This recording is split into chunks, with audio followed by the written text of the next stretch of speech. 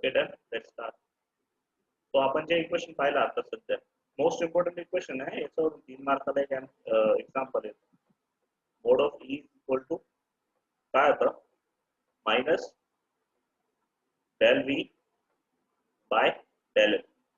Actually तर delta का वापरतात, तर त्याचं रिझन असं आहे की जेव्हा आहे ना एखादी वस्तू असते ना जिचं आपण डिफरन्शिएशन करतो विथ रिस्पेक्ट टू समथिंग, म्हणजे तर डिफरन्शिएशन आणि डेल्टा मध्ये काय फरक आहे, दोघांच्या प्रोसेस सेम आहेत बट याला पार्शियल डिफरन्शिएशन म्हणतात. ऍक्च्युली पार्श्विक विकलन म्हणतात त्याला. Okay, partial differentiation.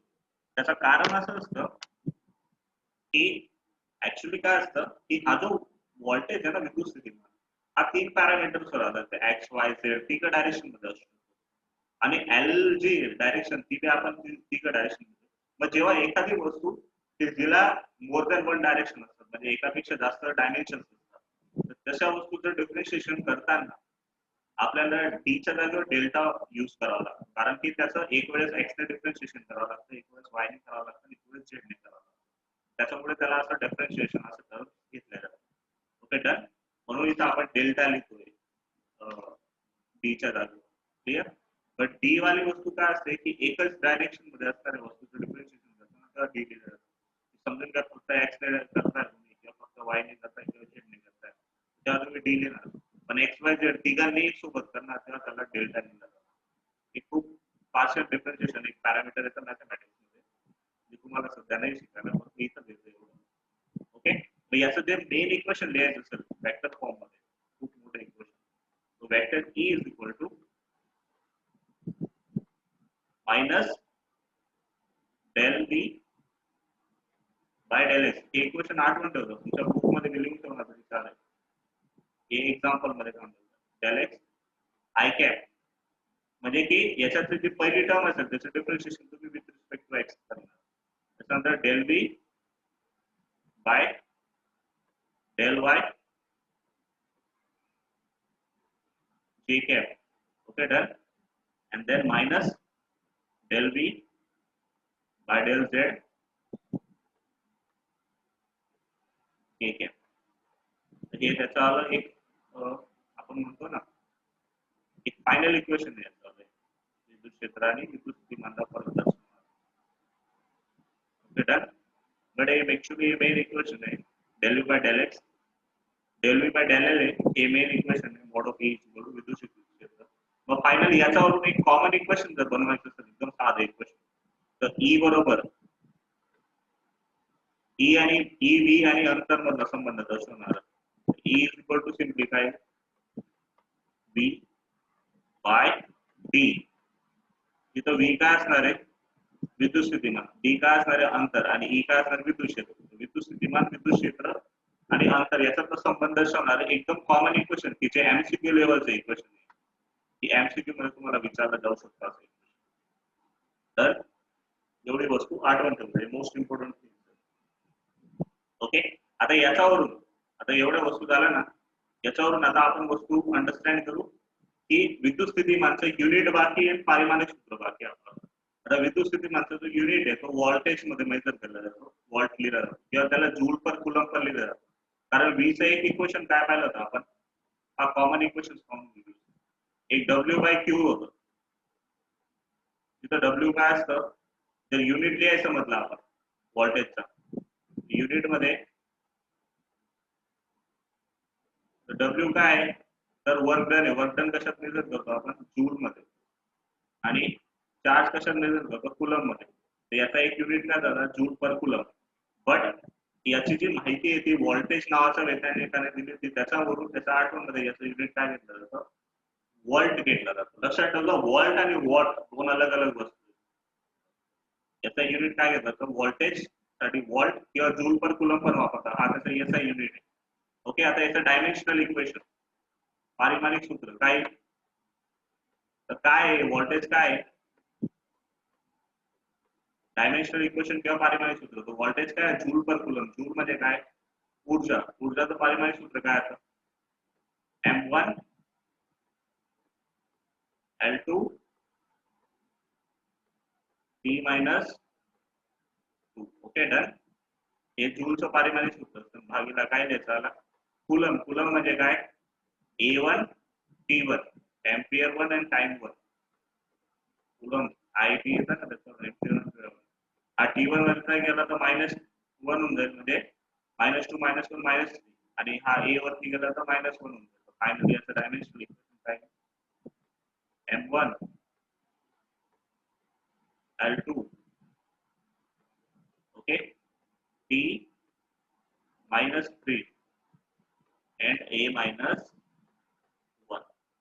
ओके हे झालं व्होल्टेजचं dimensional equation M1 L2 T -3 A -1 okay. Beyond that आता जे इक्वेशन शिकले आपण हे एवढं झालंय सर. राईट नाव आपण जे इक्वेशन शिकले ओके तर ते काय शिकले आपण E इज इक्वल टू एकदम कॉमन इक्वेशन लिहितो आम्ही E is equal to V by D okay. तर याच्यावरून आपण विद्युत क्षेत्र जे त्याचा एक नवीन डायमेन्शनल इक्वेशन देऊ शकतो, नवीन युनिट देऊ शकतो विद्युत क्षेत्रात.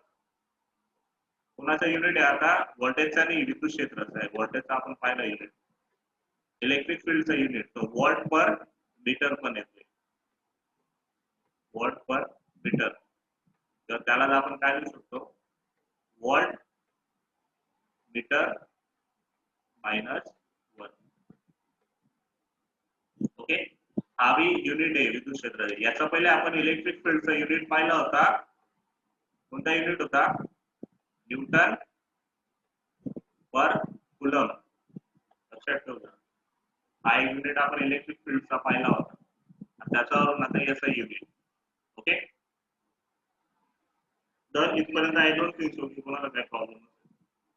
सो नेक्स्ट ही थिअरी समजली okay. we thus arrive at the two important conclusions concerning the relation between electric field and potential. The electric field is in the direction in which the potential decreases steepest. Okay, electric field is in the direction in which potential decreases is steepest. म्हणजे काय की electric field कोणत्या दिशेमध्ये असतं की ज्या दिशेत विद्युत स्थितिमान काय असतं घटत जातं. म्हणजे पहा तुम्ही जसे जसे खाली येणार ना तसं तसं विद्युत स्थितिमान काय घटत जाईल त्या दिशेत विद्युत क्षेत्र काय असतं जास्त असतं.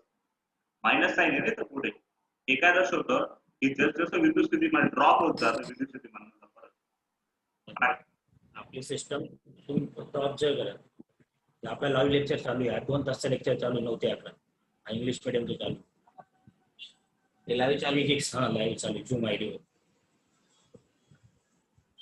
कोण घेत आहे रोहित सगळे मुलं सर्व ऍक्टिव्ह झाले. त्यांची प्रेझेंटी वगैरे ते सगळं हे रेकॉर्ड करताय ते नंतर त्याला याला वापस मुलांना देऊन देतात. जे ऑनलाईन शिकवलं वरून हे बी करतात. रेकॉर्डेड चालू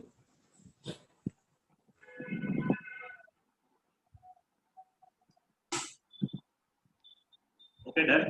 सो याच्यात काय एक वस्तू की इलेक्ट्रिक फील्ड इज सोबत Marathi English in which the potential decreases steepest. म्हणजे काय असतं याच्यामध्ये की इलेक्ट्रिक फील्ड कोणत्या दिशेत असतं तर ज्या दिशेत विद्युत स्थितिमान तुमचं काय असतं मराठी. हो ना मग मराठी आणि इंग्लिश दोघं भाषा वापरतात ते असं अलग अलग स्पेशल नाही जात आहेत ना मग सगळे पोरं मराठीच आहेत का मग. हा प्रश्न नाही कसं आहे मग आपल्याला डबल येणे ना त्यांना शिक्षकांनाही तकलीफ आहे ना एक एक टॉपिक हे करायचं. आपला आवाज जातोय बंद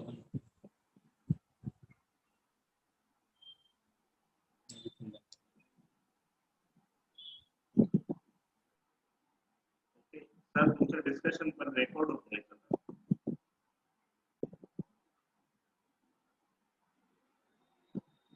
Okay, electric field is in the direction in which the potential decreases.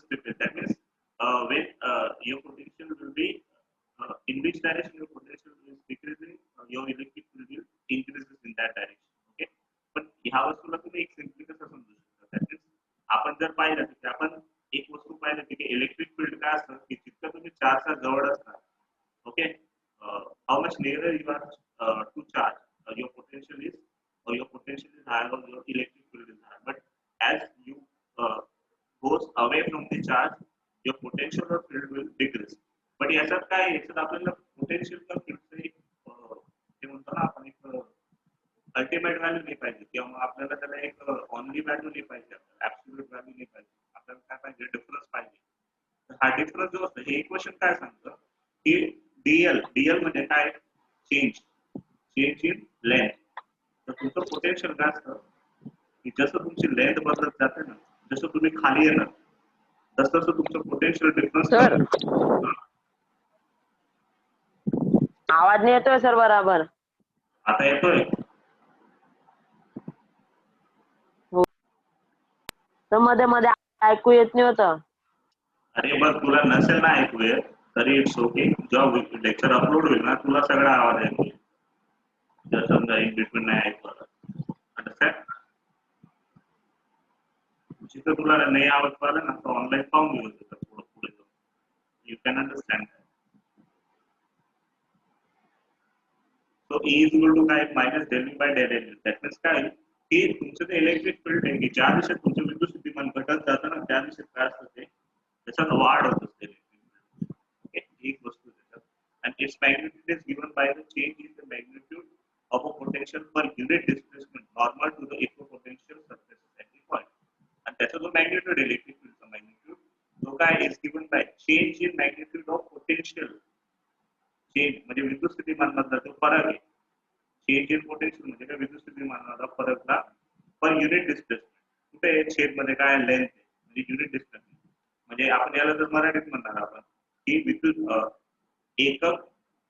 एकक स्थानांतरित विद्युत स्थितिमानमध्ये होणारा फरक त्याचं ऋणमूल्य बरोबर. बट कुठे आहे तर दोन इक्विपोटेन्शियल सर्फेस म्हणजे की काय दोन समस्थितिमान मधला फरक जितका आहे at that point. Okay, you can say exact point normal to the displacement. आता आपण पाहिले की ते दोन पॉइंट्स आपण काय घेतले नॉर्मल म्हणजे की which are perpendicular to the each other. That's why we are talking about perpendicular or normal to the equipotential surface at that point. Understand? Any doubts?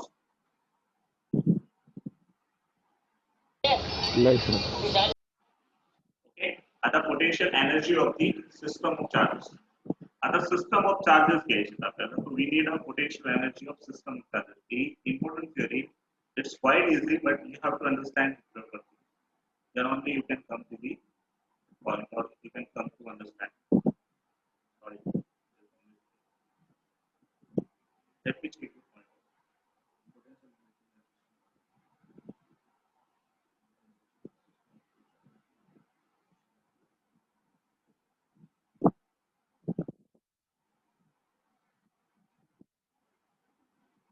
Okay, done. Okay. The potential energy of the system of charges. And that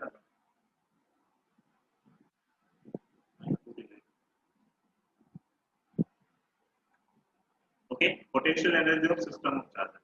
So consider the first simple case of the two charges Q1 and Q2 with the position vector of R1 as a relative to some origin.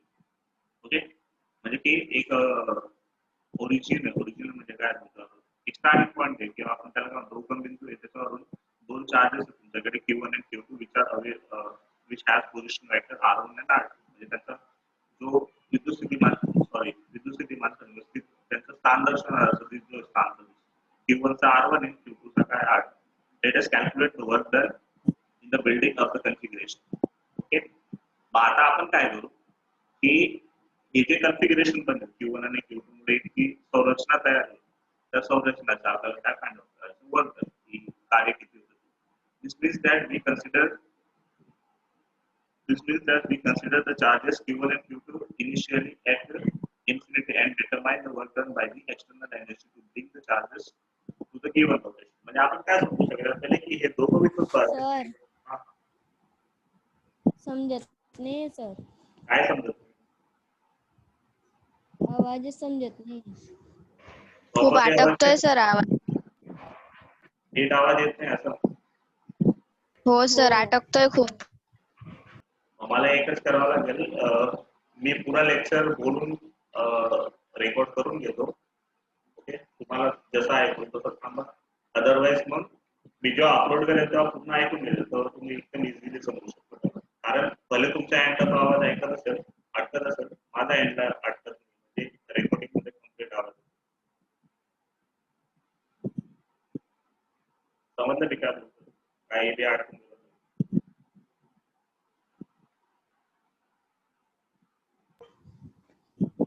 ऐकू आलं sir. ऐकू आलं ना? So हो ना. let me continue. Okay, shall I continue? Sir आवाज येत नाही ना. आता मी काय बोललो या टाइम समजत नाही मग सर. म्हणूनच तर रेकॉर्डिंग करून मी अपलोड करतो ना व्हिडिओ. जर नाही समजलं तर तुम्ही ऑनलाईन पाहू शकता ना त्याला. अंडरस्टँड काय सांगतो ही जी प्रॉब्लेम येते ना नेटची प्रॉब्लेम, त्याच्यामुळे व्हिडिओ रेकॉर्ड करून आपण अपलोड करतो.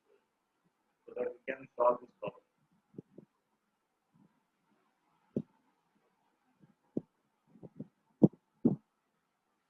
So सर हवाचा आवाज येतोय खूपच.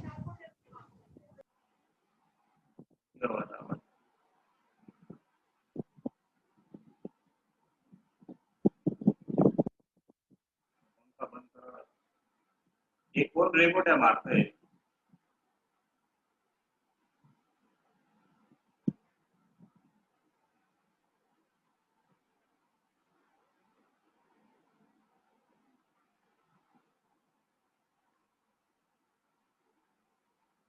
ओके आता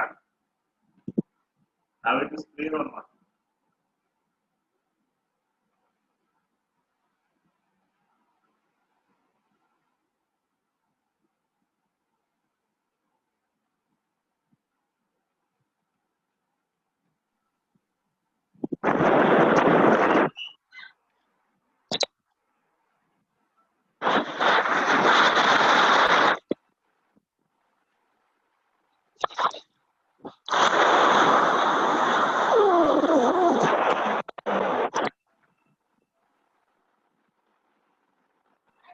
सर हा तुमचा आवाजच नाही येतोय. मी बोलतच नाही काही, आवाज कसं काय येईल? सर तर तुम्ही फिरवताय म्हणता, मला वाटलं आवाज येतोय. नाही. Now let me start. Okay आता काय करायचं आपल्याला की एनर्जी फाइंड आउट करायचं. तर सपोज की सगळ्यात पहिले सिस्टम मी तर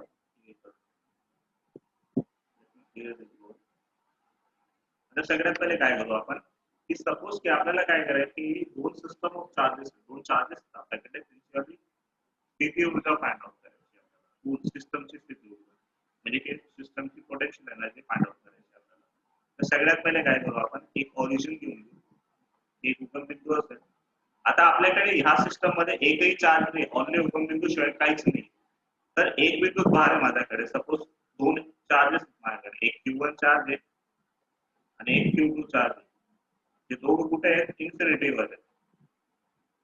ओके बट ऍक्च्युअली या सिस्टम मध्ये कोणता चार्ज नाही, तर इथं इलेक्ट्रिक फील्ड बी नसणार. There is no electric field. तर मी हा Q1 चार्जला इन्फिनिटी वरून या सिस्टम मधला R1 बिंदूवर घेऊन येतोय. ओके एक अशा बिंदूवर घेऊन येतोय की त्याचं स्थान सदिश काय असणार आहे R. तर त्यासाठी मला कोणतंही कार्य करायची गरज नाही. का?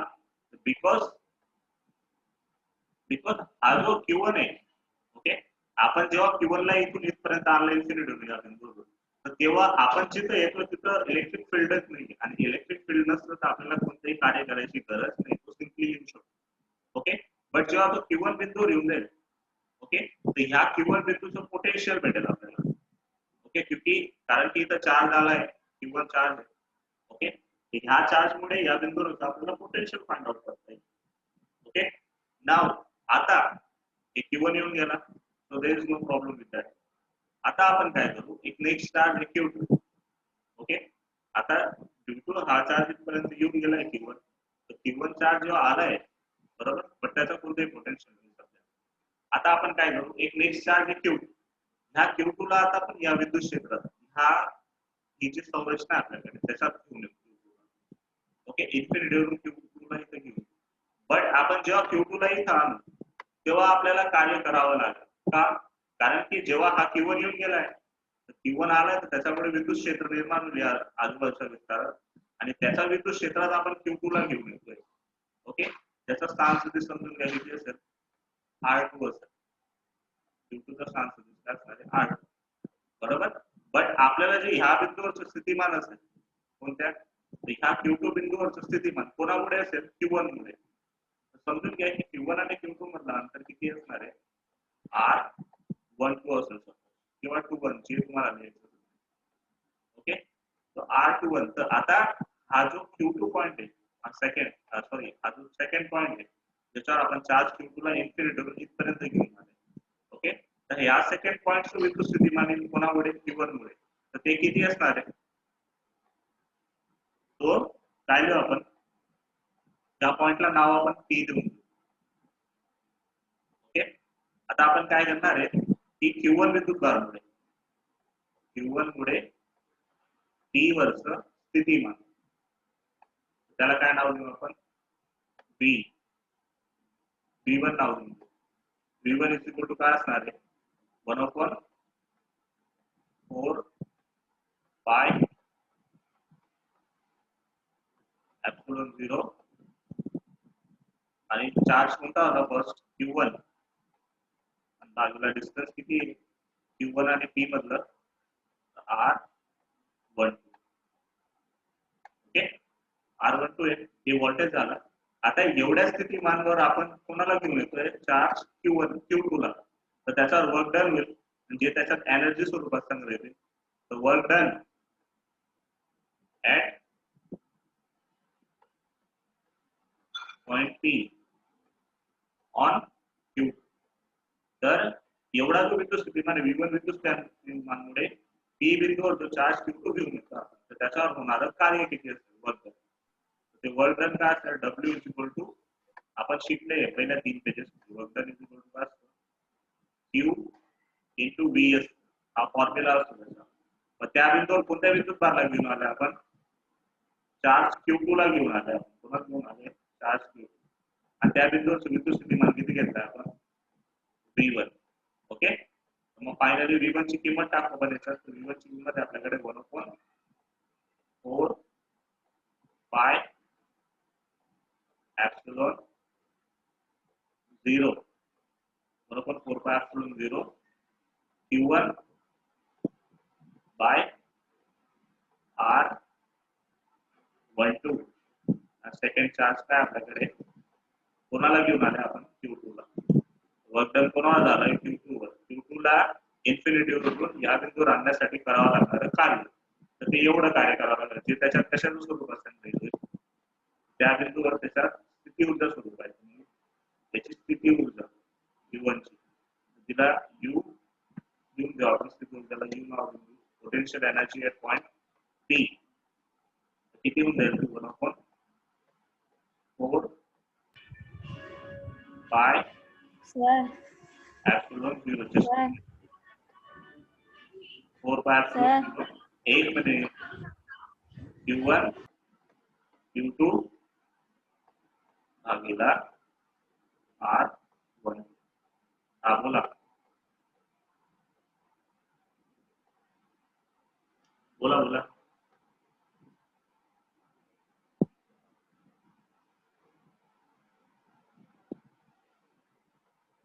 काय झालं, तुम्ही काहीतरी विचारत होते. सर Q2 इन्फिनिटी वरून जर आणलं तर त्याला आणण्यासाठी कार्य नाही करावं लागत ना. कोणाला, Q2 ला आणण्यासाठी करावं लागेल, Q1 ला आणण्यासाठी नाही करावं लागणार. मी तुम्हाला जेव्हा फर्स्ट थ्योरी शिकवली होती तेव्हा मी काय एक वस्तू बोललो होतो, जेव्हा मी चॅप्टर स्टार्ट केलं होतं मी तुम्हाला एक वस्तू सांगितली होती, काय की कार्य केव्हा करावं लागतं, जेव्हा विद्युत क्षेत्र असेल. विद्युत क्षेत्र केव्हा असेल, जेव्हा सिस्टम मध्ये एखादा विद्युत भार असेल. पण जेव्हा आपण Q1 ला इथं आणतोय तेव्हा सिस्टम मध्ये काय होतं, काहीच नाही, खाली सिस्टम होती कम्प्लिटली. ओके ना, तिथं कोणता विद्युत भार होता ऑलरेडी ना, कोणतं विद्युत क्षेत्र होतं की ज्याच्यात आपण विद्युत भार आणतोय, असं काहीच नाही होतं. जेव्हा तिथं विद्युत क्षेत्र नाही, विद्युत भारच नाही, तर कार्य काय करणार, no need to do any work. Q1 direct येऊन जाईल इथपर्यंत. तो तेव्हा जे कार्य असेल, समजा की आपण या कार्याला आपण W2 नाव देऊ. ओके. तर पहिलं कार्य काय तुमच्या बुक मध्ये दिलं असेल की Q1 ला आणण्यासाठी करावं लागणारं कार्य, ते काय असणार आहे, W1 असेल. ओके. त्याचे किती असणार आहे, 0. W1 काय असणार आहे, 0. Q1 ला आपण सिस्टम मध्ये घेऊन तेव्हा कोणतेही कार्य करावं लागणार नाही, ते कार्य काय असणार 0. बट जेव्हा Q1 येऊन जाईल सिस्टम मध्ये, मग आता आपण एखाद्या विरुद्ध Q2 ला आपण या P बिंदूवर घेऊन येतोय. ओके. सिस्टम मधल्या P बिंदूवर स्टार्ट होईल. आता ह्या बिंदूवर जेव्हा आपण एखाद्या विरुद्ध Q2 ला घेऊन येतोय, तर तेव्हा त्याच्यावर कार्य करावं लागेल. त्याचं कारण आहे की हा Q1 येऊन गेला ऑलरेडी सिस्टम मध्ये, आणि तो आलाय म्हणजे तो काय करेल, आजूबाजूला विद्युत क्षेत्र निर्माण करेल त्याच्यासोबत. मग त्या विद्युत क्षेत्रात आता Q2 येतोय ना, मग त्या विद्युत क्षेत्रात येईल तर त्याला त्या विद्युत क्षेत्राचा सामना करावा लागेल. त्या विद्युत क्षेत्राचा सामना करावा लागेल म्हणजे मग आपल्याला त्याला जबरदस्तीने आणावं लागेल. जबरदस्तीने P बिंदूवर आणावं लागेल, त्याला काय करावं लागेल, कार्य करावं लागेल. ते कार्य किती असेल, तर हा Q1 मुळे ह्या P बिंदूवर काय निर्माण होईल, विद्युत स्थितिमान निर्माण. ओके. लक्षात ठेवा, विद्युत स्थितिमान या O मुळे नसतं. O एक उगम बिंदू आहे. विद्युत स्थितिमान कोणामुळे येणार आहे, Q1 मुळे. मग Q1 पासून तर P पर्यंतचं अंतर किती, तर समजा R12 अंतर, किती अंतर आहे, R12. मग ह्या बिंदूवरचं स्थितिमान किती होईल Q1 मुळे, तर V1 1/4 Q1 R12. तर आता त्याच्यामुळे आता एवढ्या विद्युत स्थितिमान मध्ये आपण या P बिंदूवर की ज्याचं स्थितिमान V1 जेवढं आहे त्याच्यावर आपण काय आणतोय, इन्फिनिटी वरून विद्युत भार Q2 ला घेऊन, तर त्याच्यावर करावं लागणारं कार्य W2 at point P due to on Q1. W2 कार्य करत कुठं, P बिंदूवर, कोणावर होणार आहे कार्य, Q2 वर. तर W2 is equal to, किंवा W is equal to simple formula असतो Q1 QB. W is equal to QB formula, त्याच्यानुसार Q2 into V1. Q2 एक विद्युत भार आहे आणि V1 कार्य किती आहे, आपण इथे लिहिलं 1/4 by R1. तर फायनली जे कार्य झालं, हे जे कार्य आहे कशाच्या स्वरूपात सांगायचं, स्थिती ऊर्जा. म्हणजे ऍक्च्युअली इथं एक पॉइंट येतो की एवढं कार्य झालं सेकंड कार्य, याला आपण असं त्याला ऍक्च्युअली असं W2. ओके. तर W2 is equal to 1/4 Q1 Q2 by R12 आला. तर होणारं कुल कार्य, तर कुल कार्य किती येईल, तर पहिलं कार्य W1 होतं, दुसरं कार्य काय आहे, W2. W1 प्लस W2 असेल. ओके. W1 काय आहे, 0. W2 किती आहे आपल्याकडे, जे आपण पाहतोय 1/4 pi epsilon 0 Q1 by Q2, sorry Q1 Q2 by R12 असेल. एवढं कार्य झालं आणि हे कार्य त्याच्यात कोणत्या स्वरूपात सांगणार आहे, U is equal to W, म्हणजे काय, स्थिती ऊर्जा स्वरूपात सांगणार आहे. जी किती असणार आहे आपण पाहतो, हे 1/4 बाय K पण लिहू शकतो, K Q1 Q2 by R1. तर एवढं कार्य झालं. डन. Any doubts?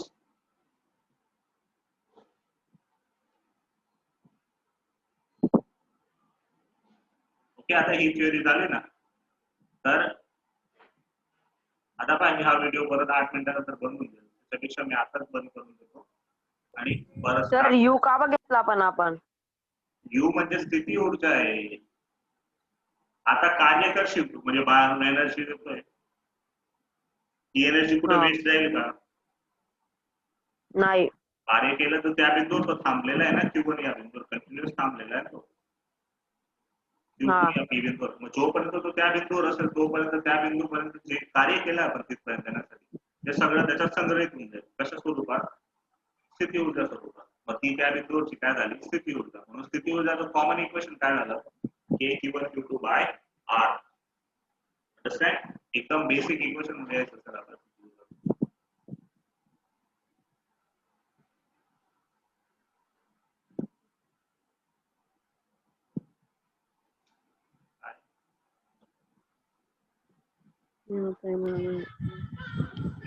स्थिती ऊर्जाचं तर एक End कॉमन करताय का इक्वेशन आहे. एक minute.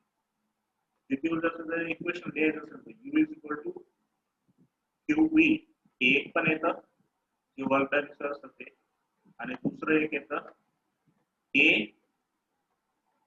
Q1 Q2 bye 5 R. तिथं के असणार काय, के काय असणार 1/4 आर काय असणार आहे, तर Q1 आणि Q2 मधलं अंतर लक्षात ठेवा. हे बी कॉमन इक्वेशन झालं. कॉमन म्हणजे काय, कुठं बी लागू पाडू शकतो ते. आता या थ्योरीला अजून डीप मध्ये शिकायचं आहे याच्या नंतर. सो मी ऍड करतो मी डीप. सीखा है रे सर.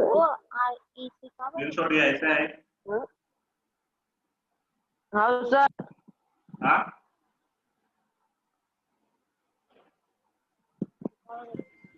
रेकॉर्ड चालू आहे ना देव.